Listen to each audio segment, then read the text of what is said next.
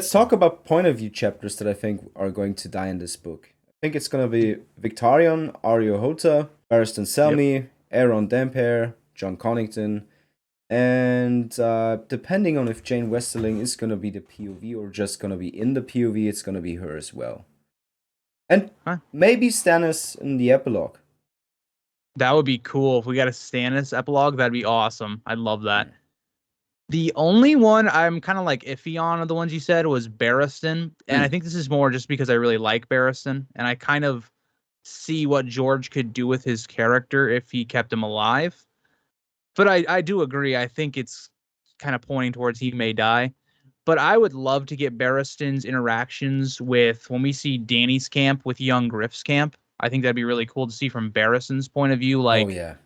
how does he think about this? Because you have, Rhaegar's male child who would, if it is actually Rhaegar's child, would be in front of Danny in the line. So then would that make him change what he thinks about the situation? And then also, if it came out that he was a Blackfire, how would Barristan feel about Mm. that as well? There's a lot of interesting things you could do there. And even if you wanted to like lean into a like Mad Queen Danny type scenario, which I don't know, I'm kind of back and forth on if I like that or not.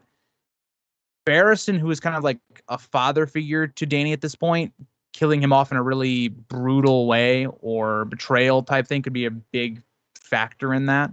But I don't know. I think out of the rest of them, though, I think I agree with you, though. Mm. I just think that George R. R. Martin's favorite Tyrion is gonna jump in, and that's Yeah. kind of where you either have to merge or poor man's got to die.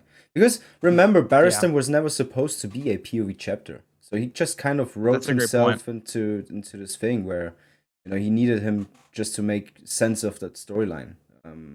Yeah. I'm glad he did because I love Barristan's Oh chapters. yeah. Oh wow. There's some of my highlights of Oh Dance, wow.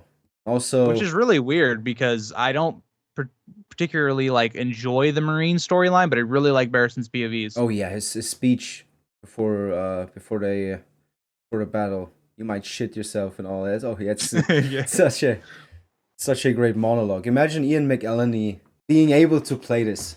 He was very passionate about the role too, Yeah. and it I just still can't believe they killed off Barristan oh, I that was early. so pissed. I was so pissed. It drove me nuts. Now, see, this is the thing. When I first saw Barristan die, I actually hadn't like gotten to that part of the book yet. Hmm. So I just assumed he was like gonna die in the books. And I like when I got to the books, I'm like, wait, he's still alive. Like he's still a POV by the end of the books. And I'm like, why would you do this? Like it was just literally a shock value kill that was such a terrible death for Hmm. Barristan. Oh, he gets killed in the alleys. Like not my Barristan the Bold.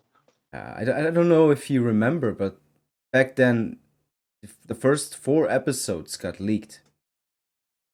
It Oh, was I did not know the that. first 4 episodes of Game of Thrones season 5 leaked, and then um, let's just say I may have watched them, and you just had to wait a whole month after that final scene of Barristan and Grey Worm dying.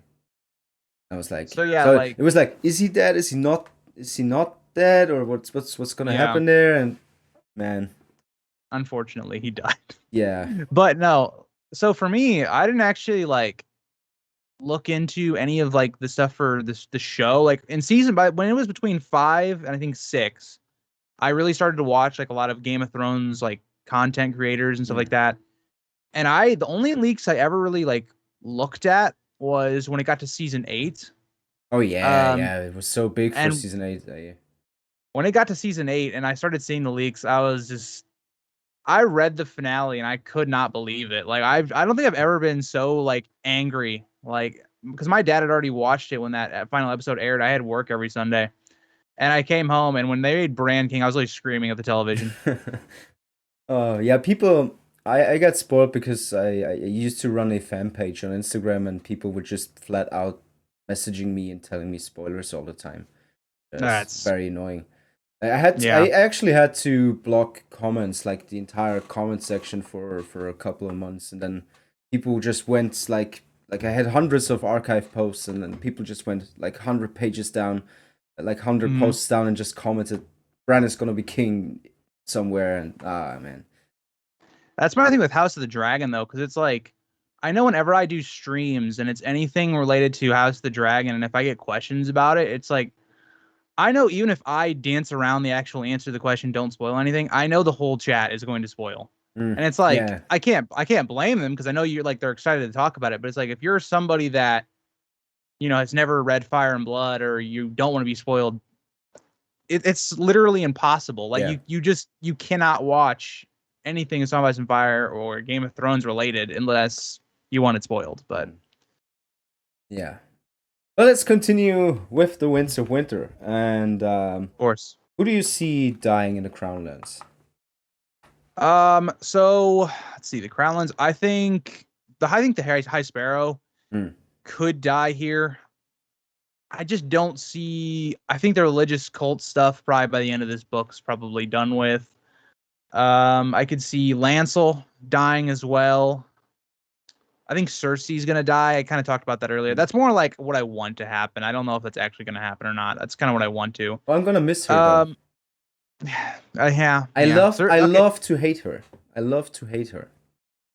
I do too. It's kind of like the thing like, okay, Joffrey's death was so satisfying, but as a villain, like for me, he's one of the greatest villains of all time. Like if I did a top 5 villains for me, he'd be one of the best ones because there's no other character like in any universe that's made me hate them as much as George's Joffrey. So I kind of feel the same way about Cersei, but I think it's her time. She's got to go. It's her time. But I'm trying to think of anybody else in the Crownlands. John Con we mentioned. I think John Con probably dies. He could start the grayscale plague. Do your list. I can't think of anybody else right now that I'm missing. Tommen, Myrcella, John Con, Marjorie, High Sparrow. I have Cersei. Oh, okay, that's a good. I have Cersei at dying in Costly Rock. Okay, so yeah, I definitely think Cersei's children are dead as well. Yeah, I think also the Sand Snakes are very close. Loads of the Sand Snakes are gonna die. And even if that doesn't happen, you have to assume young Griff's gonna kill them. I mean, it's just the constant idea that we see over and over again of the threat of another heir. Tommen he's toast. Marjorie's an interesting one. I think the whole Tyrell thing is if they stay loyal to Tommen and the Lannisters, or they still stay in that camp, which is kind of what Kevin Lannister was leading them to, because you have a lot of people in power right now. So I know Mace Tyrell is not actually like in King's Landing. He's like going to siege Storm's End and all that. But Kevin at the end kind of has like, I know Mace Tyrell is supposed to be on the small council, I think. And then there's Randall who's on it, and then Paxter Redwine, I believe. Because he's like, basically he was trying to appease like the Tyrells, get them more involved. So if they're in all these positions of power, I don't know if they would like switch to a young Griff side, because the other thing is young Griff maybe getting married to Arianne. I feel like that's kind of been the way it's being pushed, but who knows? But I think if the Tyrells stay loyal to the Lannisters, I don't think they're going to be in a good position. And the Tyrells have gone so long without losing anything that I think it's time for them to kind of start losing some stuff. We just have to get to a point where there's not as many characters, different plots going on. Yeah. Like we have to like condense to where we have all of our characters more or less in one position. Which is the thing. Let's look at like my list that I just read, the POV list. Victarion, Hota, Barristan, Aeron, Jon Con. 1, 2, 3, 4, 5. And you still have 15 POV chapters. You still have 15 different POVs. That's crazy. It is. And I think with Dream, when we start getting into more of the actual conflict with the others, we could see more characters die, like a Brienne, like a Jaime, for instance. But yeah, it is a problem. That is a problem. Oh, for sure. I mean, maybe George speeds it along and he gets rid of Jaime and Cersei in this book just so he doesn't have to deal with it. Maybe they go out together, but I don't know. It's a tough thing. Definitely. So much happening everywhere. And it's kind of slow at other regions. It's kind of too fast, and like you really gotta be careful, man. It's such a gigantic task. Yeah, I mean, think about it. like Danny's plot compared to like other plots that kind of feel like they're forward ahead. Where it feels like the North, it's like we're kind of already there. Like we're kind of like the others are getting pretty close. We got this northern conflict that's probably about to be solved sooner. And then Danny, you've got Danny who's got a whole Dothraki plot. She's got to come back to Marine and fix all that. And then presumably she's going to leave and then go to Westeros, which is going to take a lot of time. So yeah, I don't know. It's interesting the way some plots feel like they're closer to the end goal, and there's others that are like, we got a lot of work to do. Which is another thing, because you mentioned earlier that we kind of talked about how are we going to end this book, and how fast is the Southern Army going to help the North, if at all, and who. I think A Dream of Spring will start with Dany versus Aegon. Yeah, So that's I'm right there with you. kind of crazy to think about.